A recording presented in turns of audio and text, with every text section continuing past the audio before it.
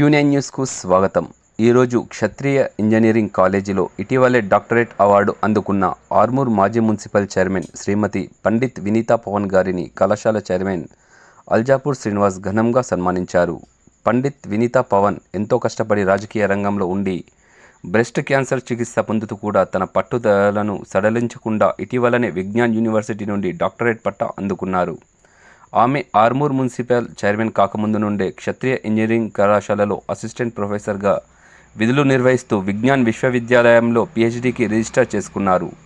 వ్యక్తిగత రాజకీయ జీవితంలో ఎన్ని ఒడిదుడుకులు ఎదురైనప్పటికీ తన పట్టుదలను సడలించకుండా తన రీసెర్చ్ గైడ్ మరియు కుటుంబ సహకారంతో PhD పూర్తి చేశారు. ఈ సందర్భంగా శ్రీమతి వినీతా పండిత్ మాట్లాడుతూ PhD చేయాలన్న తన కల నెరవేరిందని, అందుకు తన భర్త పవన్ ఎంతో ప్రోత్సహించేవారని, కుటుంబం నుండి అనేక రకాలుగా సహాయ సహకారాలు అందాయని, ఎన్నో రకాల కష్టాలు ఉన్నప్పటికీ తన శ్రద్ధ పట్టుదల సడలియకుండా PhD పూర్తి చేసుకోగలిగానని, తనకు సహకరించిన ప్రతి ఒక్కరికి ధన్యవాదాలు తెలియజేశారు.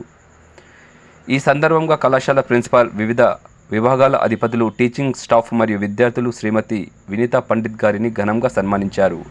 ఈ కార్యక్రమంలో Kshatriya engineering college vice chairman Aljapur Lakshminarayana, కార్యదర్శి Aljapur Devender, principal RK Pandey, head of the department, teaching staff మరియు విద్యార్థులు పాల్గొన్నారు.